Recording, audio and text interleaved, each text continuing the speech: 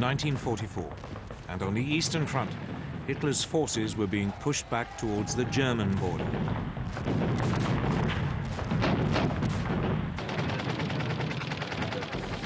But Germany was about to face a new threat. In the West, Allied forces had been preparing for months to open a new front in northwest France. Training for it was well underway.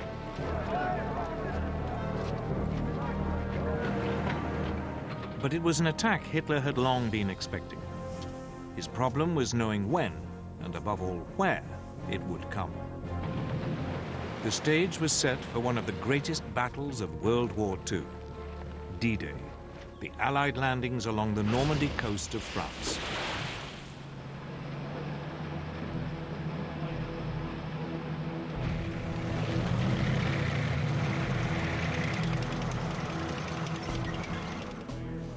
Since the early years of the war, Britain's Prime Minister, Winston Churchill, had always been certain that at some point an Allied invasion of Northern Europe would be necessary.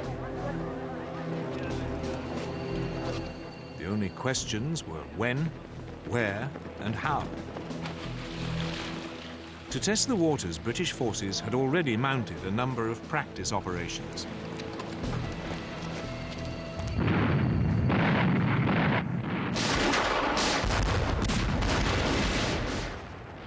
In December 1941, British commandos raided the Vargso Islands off the coast of Nazi-occupied Norway.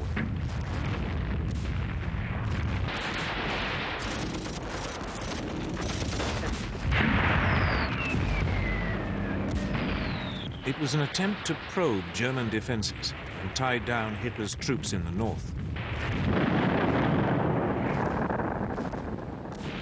A fish oil factory and coastal defenses were blown up before the commandos withdrew.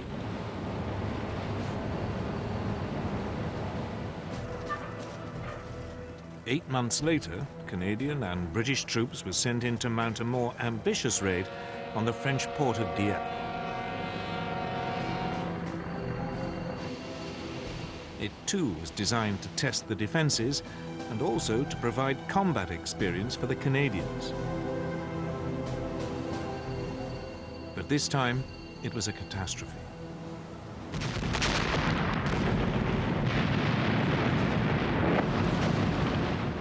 As landing craft approached the main beach, they were met by withering fire.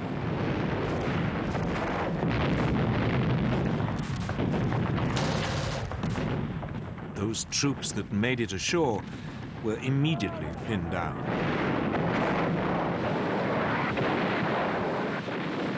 Behind them, the supporting tanks became bogged down in the shingle.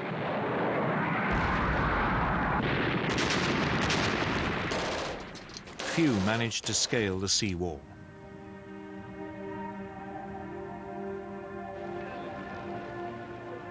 Over 3,000 Allied soldiers were killed or taken prisoner.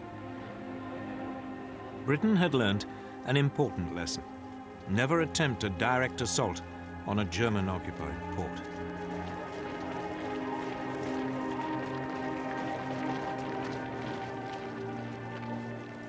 Equally importantly, the Dieppe disaster reinforced the British view that an invasion of Europe could not be rushed.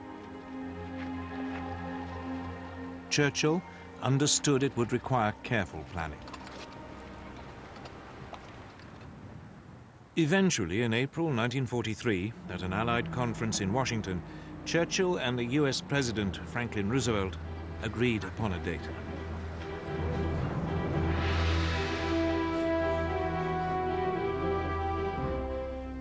D-Day, or Operation Overlord as the seaborne invasion of France was formally called, would take place in the summer of 1944. But by now, the Germans were preparing for it in earnest. Since the winter of 1941, they had been building an Atlantic wall. It was a massive series of fortifications running along the European coast from Denmark to the Spanish border. gun emplacements had been constructed at likely landing sites. Beaches had been mined and covered in barbed wire. Obstacles had been placed in strategic places to block landing craft. Hitler had boasted, "I am the greatest builder of fortifications of all time."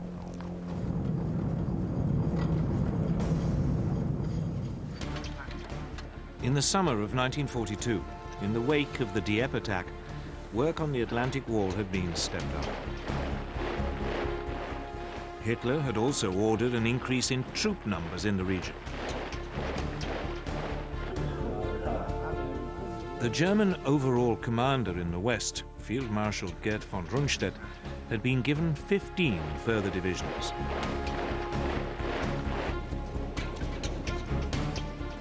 But the Western European coast stretched for some 2,000 miles. He didn't have the numbers to man the entire length.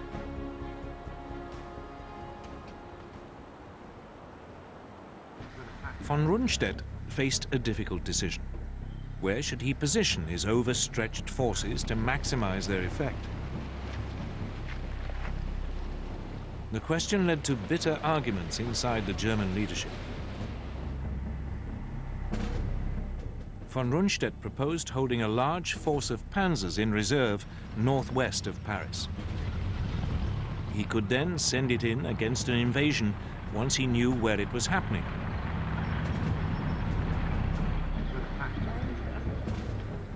But the hugely respected Field Marshal Erwin Rommel, commander of the troops covering the sector from Holland along the French coast to the Loire, had a different view.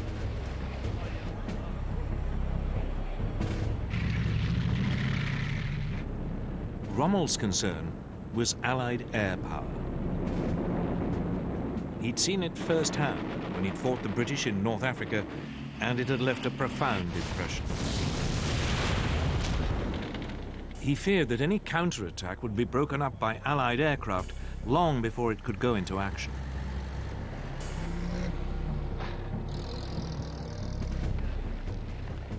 Rommel had also inspected Hitler's Atlantic Wall and found much of it wanting. It had forced him to the conclusion that the best place to position the panzers was as close as possible to the most likely landing sites. That way, an invasion could be immediately pushed back before it got a foothold. Hitler compromised. Rundstedt was given a small force he could hold in reserve, though Hitler himself would have the final say as to when it could be used. The rest of the additional troops was scattered along the entire Atlantic seaboard, in accordance with Rommel's wishes.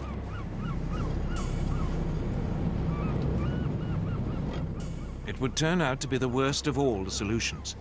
There were neither enough reserves nor enough tanks near the coast.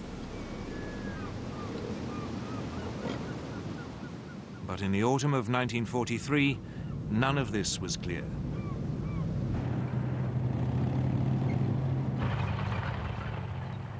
In Britain, the Allied planners were also grappling with the problem of location.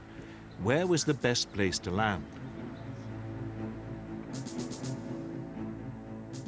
Their chief planner, General Frederick Morgan, quickly realized there were two principal options, the Pas-de-Calais and Normandy. The Pas-de-Calais was clearly the favorite. It offered the shortest sea crossing, and it offered the shortest and most direct way to Germany. But it was also the most obvious route, and Morgan was sure the Germans were expecting it. So he decided to wrong-foot them. Morgan would land in Normandy. It was the beginning of a huge gamble on which the fate of hundreds of thousands of soldiers would depend.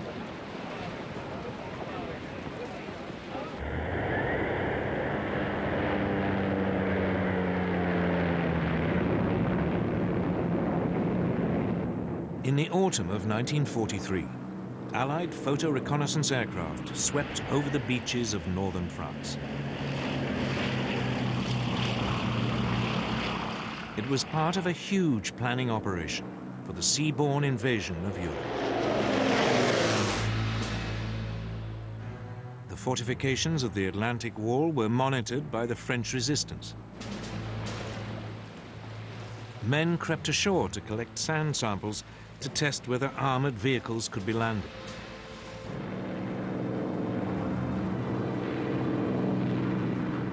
Northern France became the most reconnoitered coastline in the history of warfare.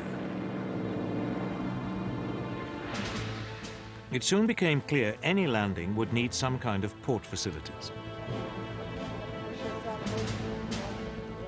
But the disaster at Dieppe had shown that it was too dangerous to attempt a direct assault on a German-occupied port.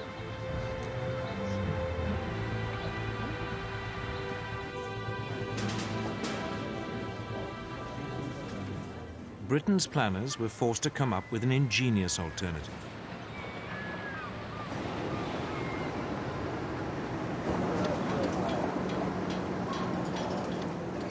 Giant, hollow concrete boxes were constructed in Britain that could later be towed to the French coast. There they would be sunk to form an artificial harbor. They were known by their code name, mulberries.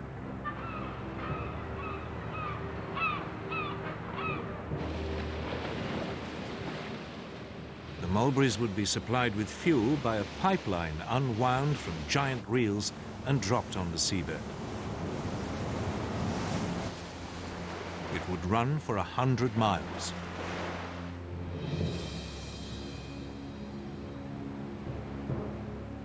The pumping station on the Isle of Wight was disguised as an ice cream parlor. But the raid on Dieppe had also revealed a second problem. How to get the first wave of troops off the beaches and through the German fortifications.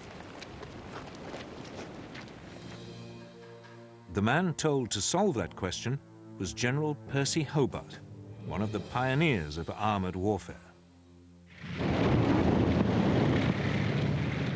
Hobart came up with a series of ingenious devices. The troops called them the funnies. They included such extraordinary machines as flamethrowers and floating tanks. Flail tanks for clearing mines. The bobbin for laying firm paths across sand or shingle. An armored ramp for climbing sea walls.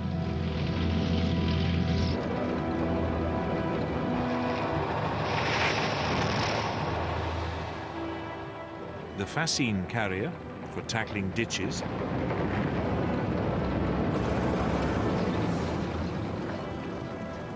And the bridging tank for wider obstacles.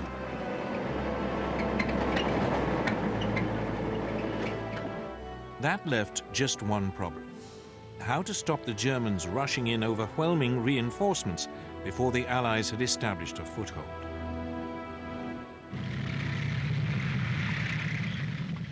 The answer was to keep them guessing until the very last moment as to where the invasion would take place. Operation Bodyguard was a massive and complex deception campaign. German double agents in Britain now began sending back to Germany huge amounts of carefully coordinated false information. This emphasized that the main landings would be in the Pas-de-Calais, although a feint attack might be launched in Normandy. To muddy the waters still further, the Allied military created a fictitious army unit, the so-called 1st US Army Group, or FUSAG. It was stationed, very obviously, in Kent, bang opposite the Pas-de-Calais.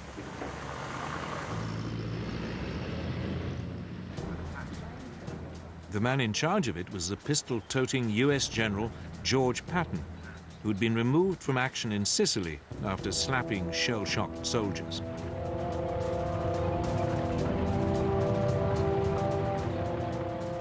Patton was rated by the Germans as the Allies' best attacking general. Just the man they expected to command the invasion of Western Europe. Basher 5-2, this is Basher 1-1 on Alpha. Radio transmissions mimicked the wireless traffic of an army. For the benefit of any Luftwaffe reconnaissance aircraft flying over Britain, the fields of Kent were filled with inflatable tanks and carefully faked track marks.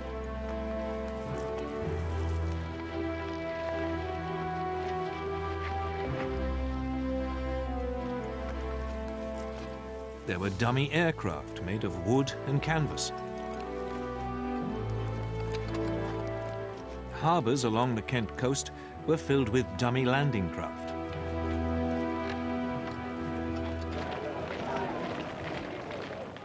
There were even troops, though these were in reality backup units. In late 1943, the Allies appointed US General Dwight Eisenhower as Supreme Allied Commander for the invasion of Europe.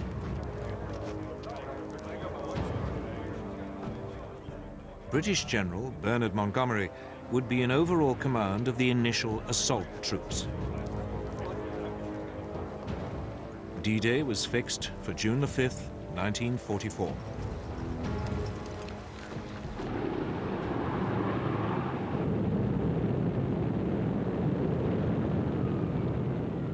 Two months before the landing, Eisenhower launched an elaborate air offensive to disrupt German links to the coast.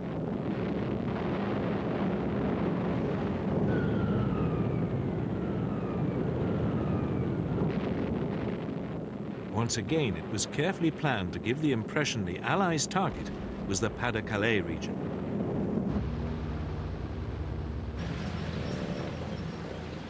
As the date of the invasion approached, Allied troop numbers in England reached over 2 million.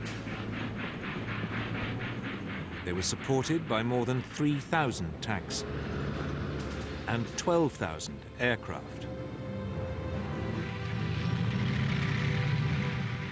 The Germans were well aware an invasion was imminent. But they had been completely taken in by the Allies' phony preparations in Kent and were convinced the most likely landing spot was the Pas-de-Calais.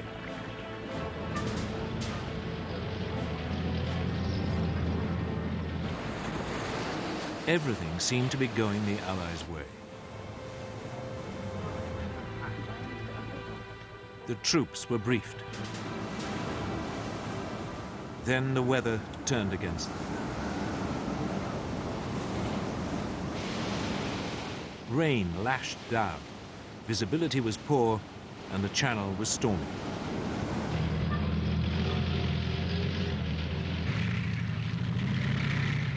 Nevertheless, on June the 4th, 1944, the assault troops boarded their landing ships and the armada of more than 5,000 vessels set sail.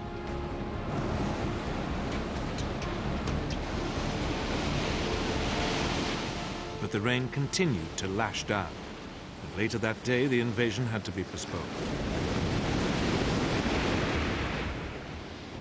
The ships returned to port, and the assault troops faced a nerve-shredding wait.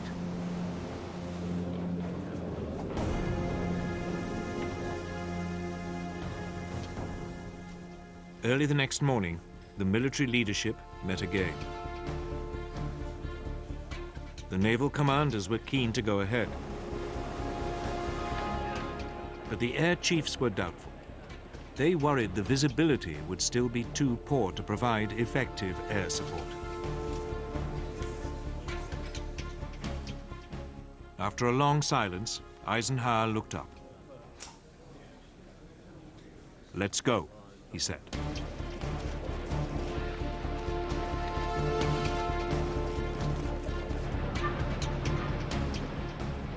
Operation Overlord, the greatest seaborne invasion ever, was underway. D-Day had begun.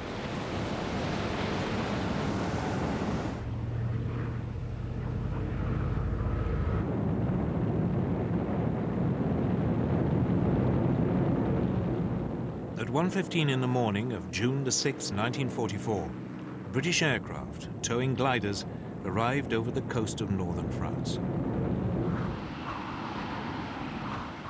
Then the gliders were released and plunged down to capture vital bridges over the Caen Canal in eastern Normandy.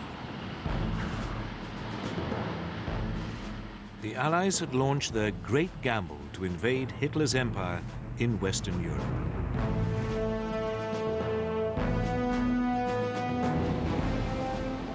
"50 miles to the west, US paratroops came down around the village of Saint-Mère-Église.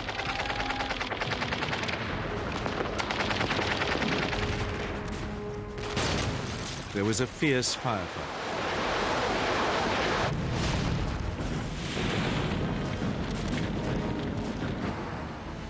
But 3 hours later, the village was in US hands. One of the most crucial battles of World War II was underway. An hour later, horrified German sentries along the Normandy coast saw a vast armada appear out of the mist. They had had no warning.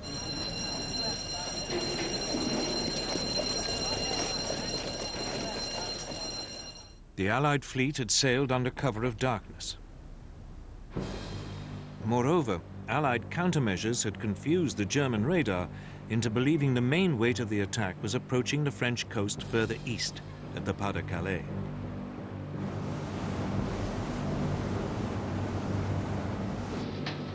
Allied warships off the Normandy coast now began pounding the German defensive positions.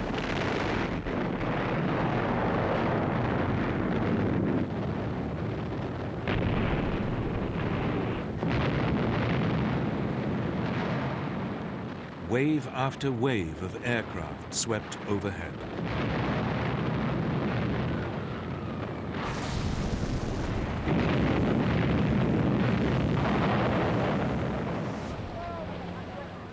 Under cover of the bombardment, assault troops headed for the shore.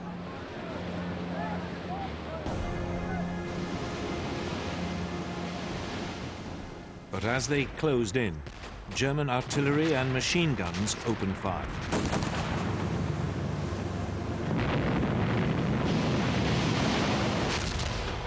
A number of the landing craft were hit. Others fell foul of underwater obstructions. But at 6:30 in the morning, the first waves of troops hit the beaches.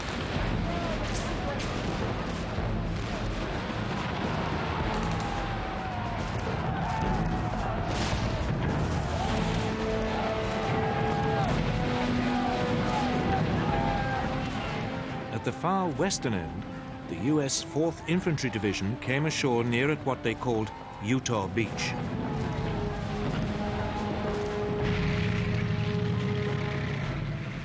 Within 2 hours, it was linking up with the US paratroopers who'd landed at Saint-Mère-Église.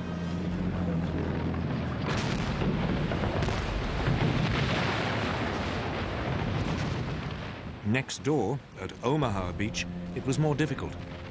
The beach was a defender's dream, with high cliffs and few ways inland.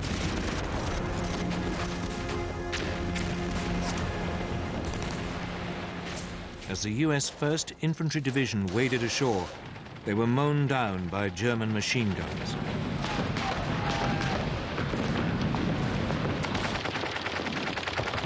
To make matters worse, the Americans' amphibious tanks were swamped.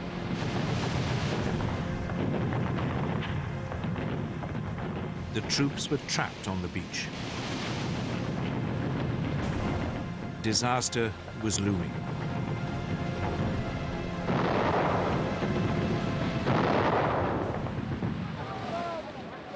But finally, a few of the soldiers managed to scale the cliffs.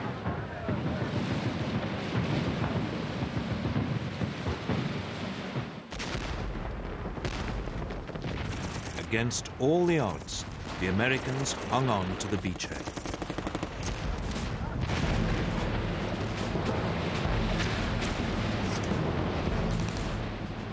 further east, in the center of the landing area, Britain's 50th Infantry Division came ashore at Gold Beach.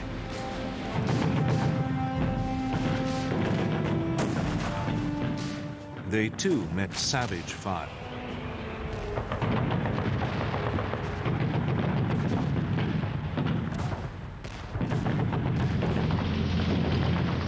But now, the British deployed their funnies.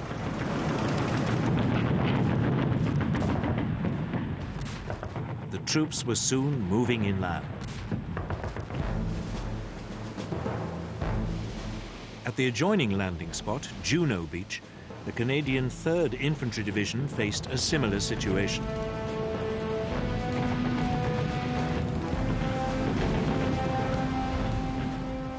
Here, too, Britain's funnies were vital in helping the troops off the beach.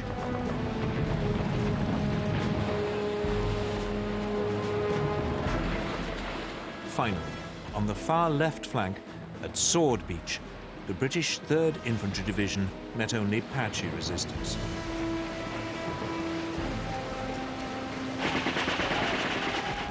Within hours, its commandos had linked up with the glider-borne troops at the Caen Canal.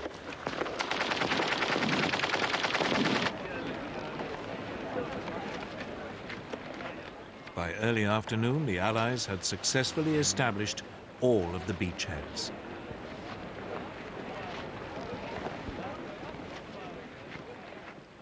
The timing of the invasion had caught the Germans completely by surprise.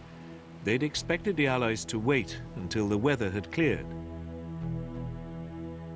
Rommel, the operational German commander for the whole of the northwest French coast, had taken the opportunity of bad weather to visit his family in Germany. His immediate subordinate in Normandy and Brittany, General Friedrich Dollmann, was over 100 miles away, taking part in a war game exercise. Only the overall German commander for the whole of Western Europe, Field Marshal Gerd von Rundstedt, was at his HQ. But he needed Hitler's permission to move his panzer reserves to the battlefield. However, Hitler was asleep, and his aides wouldn't wake him. It wasn't until midday that the Führer finally learnt about the invasion, but he didn't take it seriously. He was still convinced the main attack would come in the Pas-de-Calais. Normandy, he believed, was just a fake.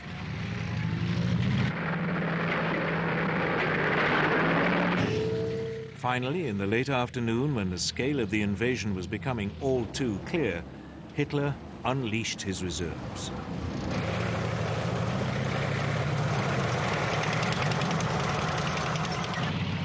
But they were too far away to provide immediate support.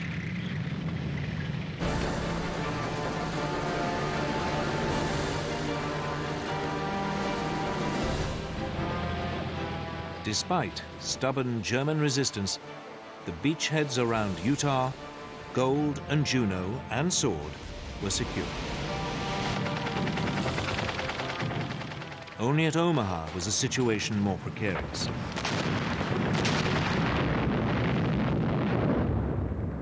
Here, German resistance had prevented the US troops moving more than a mile inland.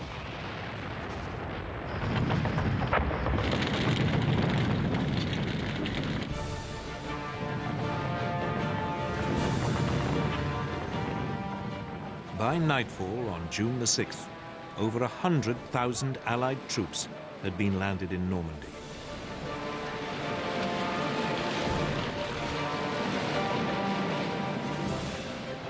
It had been an extraordinary feat of planning, ingenuity, and courage. The first day of the Allies' great gamble had paid off.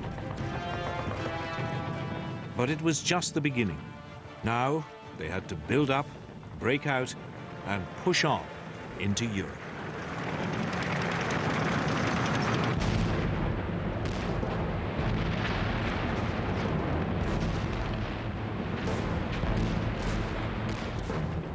As the second day dawned on the greatest seaborne invasion ever attempted, thousands of Allied troops had broken out of their beachheads and were moving inland.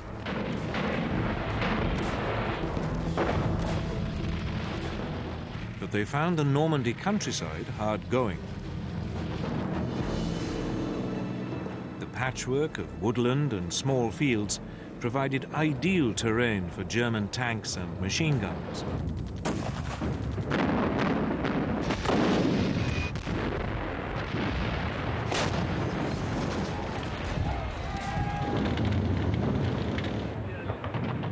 The Allies suffered heavy casualties.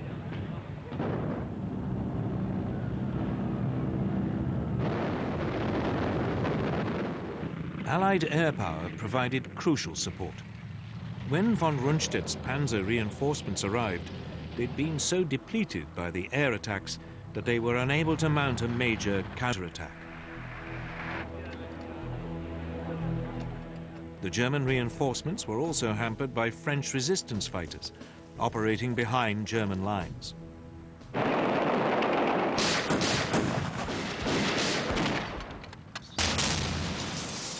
They ambushed troop convoys and blew up bridges. As a result, the Das Reich SS Panzer Division took over 2 weeks to make a journey which should have lasted a mere 3 days. Its troops took out their fury on the French civilian population.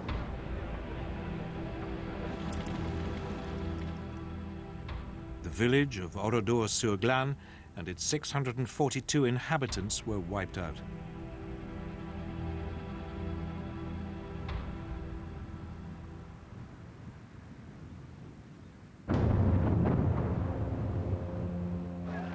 After 4 days of fighting, all the Allied beachheads were finally able to link up.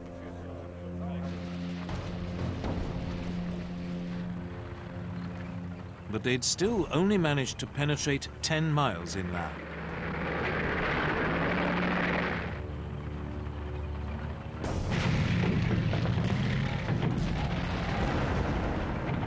Eventually, 6 days after the landing, the British commander, General Montgomery, launched a major assault on the strategically important town of Caen. The British 7th Armoured Division, the Desert Rats, advanced.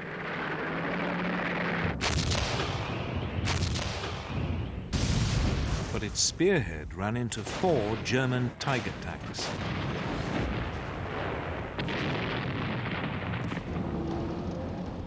The Allies' Sherman tanks were completely outclassed.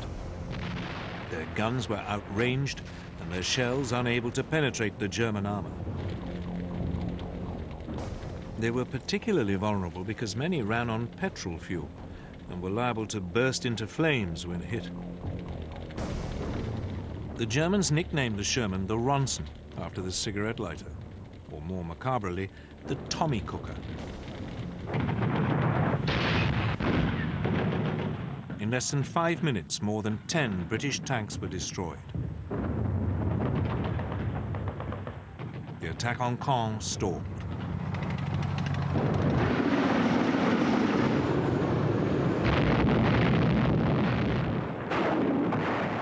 Outmatched by the German tanks, the Allies relied on air power and artillery.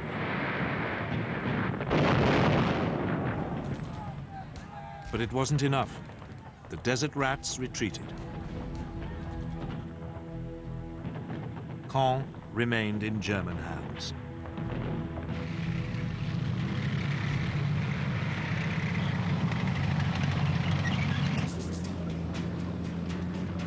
Meanwhile, further west, US forces advanced on the equally important port of Cherbourg.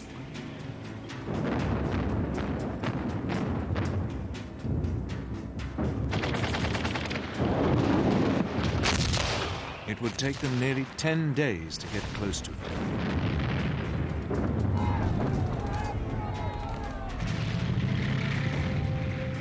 They weren't helped by the weather. During the first week of the invasion, it had been relatively calm, and supplies and reinforcements had poured in through the Mulberry artificial harbours. But now the weather turned. Gales swept the English Channel. The US Mulberry Harbour at Omaha was destroyed. The other Mulberry, in the British sector, was badly damaged and put out of action for several days. The flow of reinforcements slowed. It meant the port of Cherbourg was an even more vital objective. As the US forces now approached it, the German garrison resisted.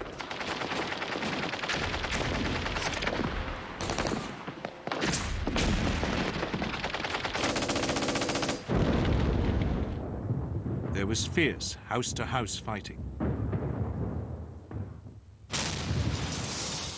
It would take the Allies a week to secure the city.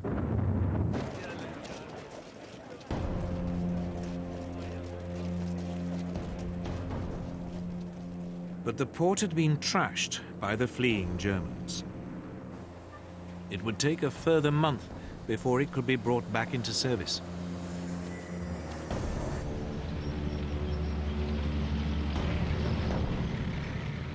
Meanwhile, Montgomery launched another assault on Caen.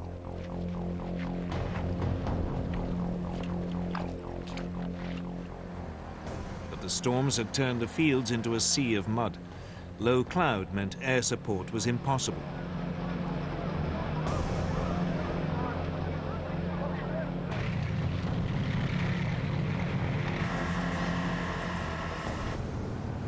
To make matters worse, the newly arrived elite German 2nd SS Panzer Corps was thrown into the defense of the city.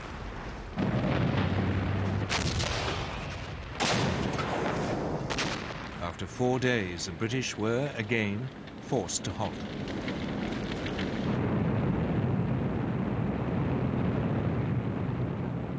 Then, as the clouds cleared, nearly 500 Allied bombers devastated Caen.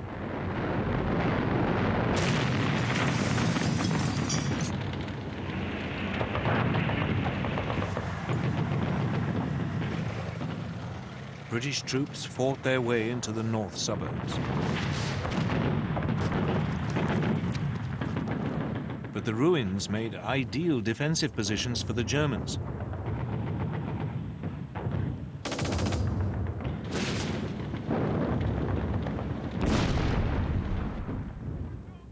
Allied casualties mounted.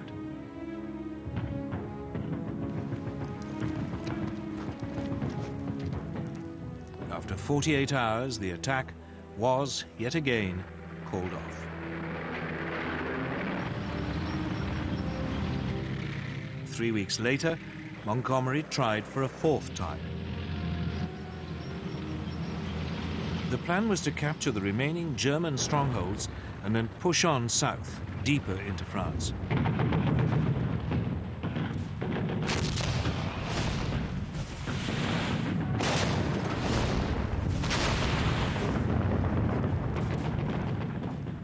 After 2 more days of fighting, the city was finally won. The way now seemed open for the British tanks to move south, deeper into France.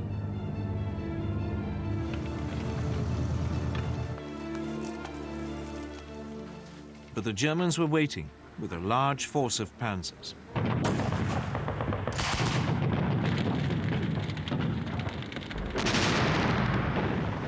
The British advance stopped again.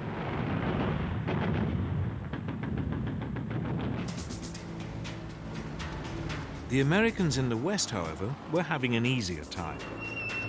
The fighting around Caen had sucked in the majority of the German defenders.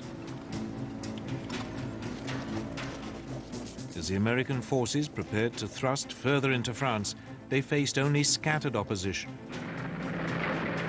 The scene was set for the Allied forces to break out at last.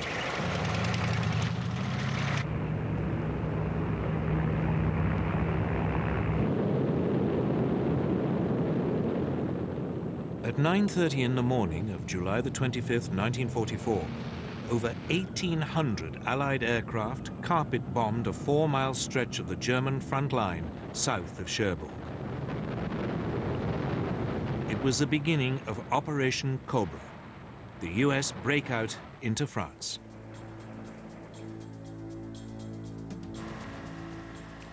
The German defenders were stunned by the size of the assault.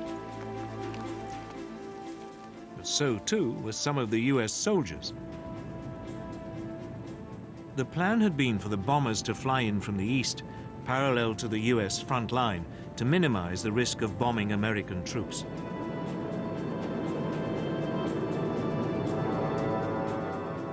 But most of the aircraft came in over the top of the US lines. Bombs fell short. Over 100 US troops were hit and killed.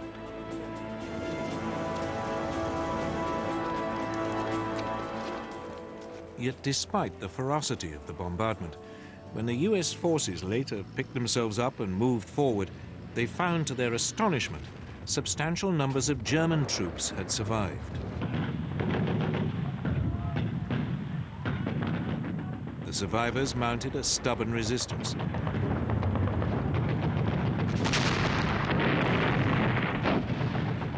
As fighting raged, it looked as though the Americans would fail to break through the German lines.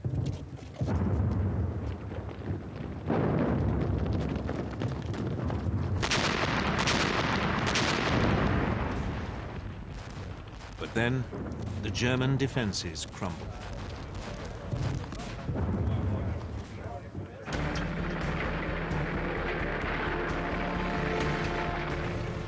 The next morning, US tanks broke through and moved forward into open country.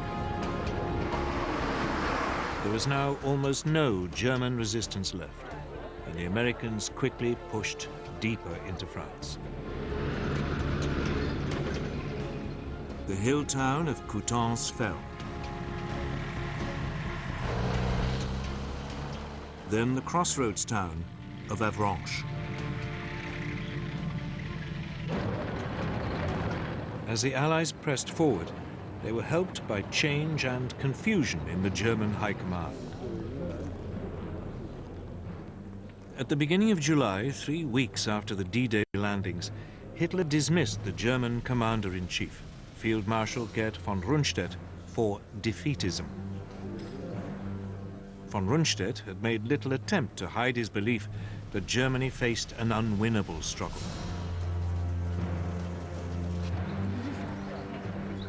He was replaced by Field Marshal Gunther von Kluge, fresh from the Eastern Front, but with little knowledge of northwestern France.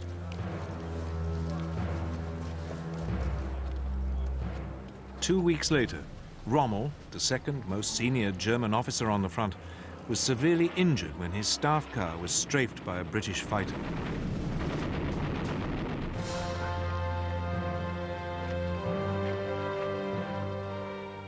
Then, with the Nazi command already in confusion, there was an assassination attempt on Hitler's life. On July the 20th, 1944, a disillusioned aristocratic war hero, Colonel Klaus Schenk Graf von Stauffenberg, planted a bomb in the planning hut at Hitler's headquarters in East Prussia.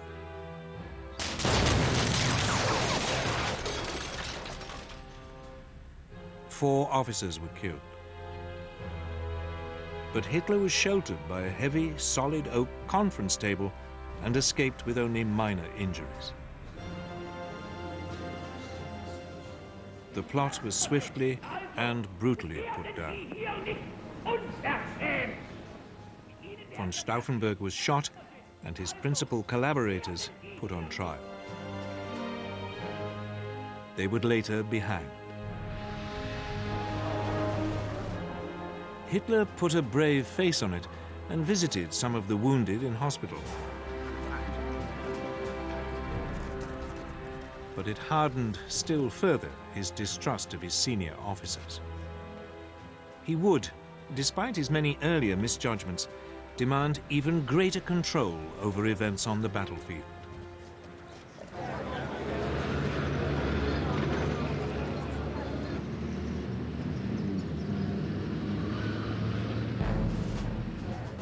Back in France, General George Patton, back in charge of a real fighting force, ordered his troops to fan out. They took Rennes, Mayenne, and headed for Le Mans. They were now moving round behind the German forces, still battling it out with the British and Canadians near Caen.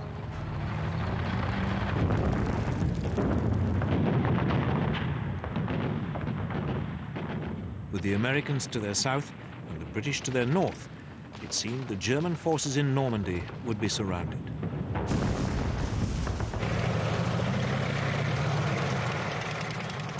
Hitler issued his usual order that there should be no retreat, but as the Allies squeezed in on them, the Germans began to flee.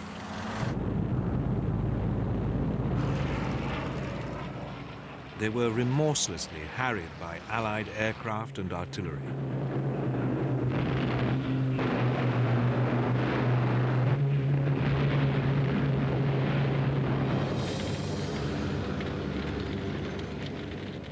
The casualties were appalling.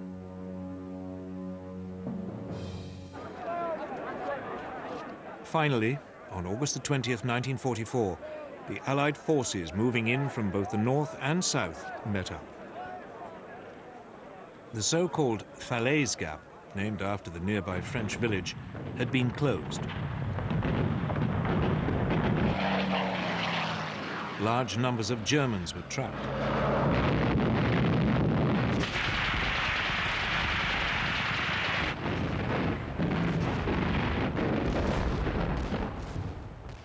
Over 10,000 more Germans, caught in the Allied pincer, died. A further 50,000 were taken prisoner.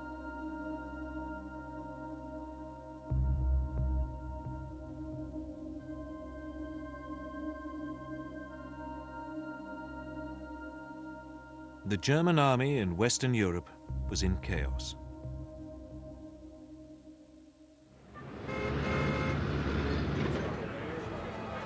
Meanwhile, far to the south, on the French Mediterranean coast near Cannes, there was a second Allied seaborne invasion. US troops came ashore virtually unopposed. They were helped by paratroopers from the Free French Army, men who had escaped from German-occupied French territory in Europe and North Africa. The landing had always been opposed by the British, who regarded it as a diversion. But the United States had long regarded it as an essential part of clearing the Germans out of France.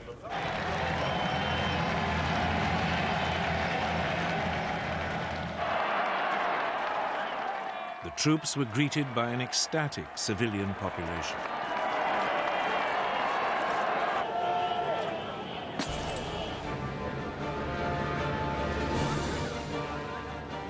It was soon advancing rapidly up the Rhone Valley.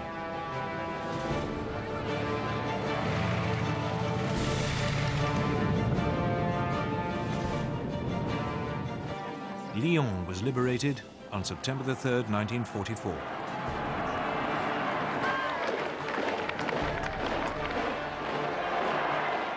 Ten days later, they reached Dijon and made contact with Patton's forces advancing from western France.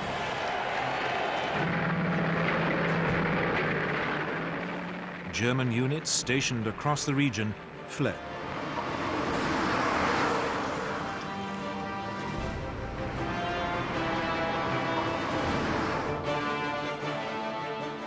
In barely 3 weeks of headlong advance, the Allied invasion of Europe had liberated most of France.